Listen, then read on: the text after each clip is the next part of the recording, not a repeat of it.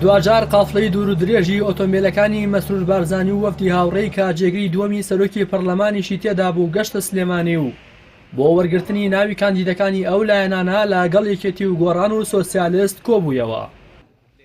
لا پاش کۆبوونەوەکەی مەسرور بارزانی لەگەڵ مەکتەبی سیاسی یەکێتی کە لاهور شێخجەنگیشی تێدا بوو، عیماد ئەحمەد جارێکی تر جەختی کردەوە کە لە لای یەکێتی دۆسیەکانی کوردستان و بەغدا و ناوچەکانی دەرەوەی ئیداری کوردستانیش یەک پاکێژن. لە وەڵامی ڕۆژنامەنووسانیشدا مەسرور بارزانی ڕەتی کردەوە کە یەکێتی پێشەشکردنی ناوی کاندیدەکانی و دیاریکردنی پارێزگاری کەرکووکی بەیەکەوە بەست بێتەوە کە بە پێی زانیاریەکان لە کۆبوونەوەکە ئەو بابەتە بووەتەوە بە گرفت لە بەردەم پێکێنانی حکوومەتەکەی مەسرور بارزانی. وڵای ئێمە وەکو باسم کرد ئێمە اتفاقمان هەیە، ئێمە هەردوو لاسوورین لە جێبەجێکردنی ئەو اتفاقیەیە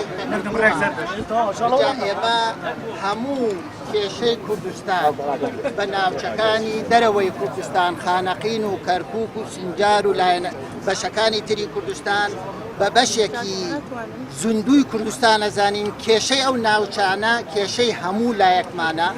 ئێستا لە کەرکووک نەزیفێک هەیە، ناحەقیەک هەیە بەرامبەر کوڕ دەکرێت و بەرامبەر ئەو کارەساتەی کە لە کەرکووک کراوە ئەبێ ئێمە بەیەکەوە لەگەڵ هەموو لاکان چارەسەری بکەین. هەرکی ئێمە بۆ پێکهێنانی ئەم کابینەیە و بەڕێزەوە برادەرانی یەکێتی پابەندی ئەو ڕێکەوتنان کە پێشتر هەمان بووە لەسەر شێوازی دابەشکردنی پۆستەکان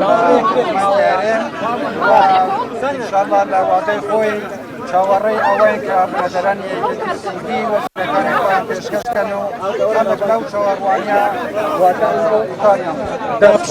دواتر مەسرور بارزانی سەردانی حیزبی سۆسیالیست دیموکراتی کوردستانی کردو. لا کۆبوونەوەیەکی یەککاتژمێریدا وەزیری شەهیدانی کابینەکەی بە سۆسیالیست بەخشی کە لە هەڵبژارنەکانی 30 ئەیلولدا بە 3 حیزبەوە تەنها یەک کورسی پەرلەمانیان بەدەستێناوە. بۆ باسکردن لە بەشداریکردنی کابینەی نوێمی حکوومەت یاریمی کوردستان و لەسەر ئەوەی کە وەزیرە بەڕێزەکەیان کاندید بکەن و سیڤەکەی ئامادە بکرێت بۆ ئەوەی پێشکەشی ئێمە بکەین بکرێت و ئێمەش بتوانین پێشکەشی پەرلەمانی بکەین. وەزارەتی شەهیدان هی حزبی سۆسیالیستە و هیواداری ئینشاءڵڵا سەرکەوتوو بن. ئێمە گفتوگۆمان کردووە لەسەر مەسەلەی حکوومەت و بەردابوون وەزارەت و ئەوانە فکراوە و ئێمە نزیکترین کاتە تیڤی و شتەکان لە دواوێزگەی سەردانەکەشیدا وەفدەکەی پارتی گەشتا گردی زەرگەتە و لەگەڵ خانەی ڕاپەڕاندنی بزوتنەوەی گۆڕان کۆبوویەوە.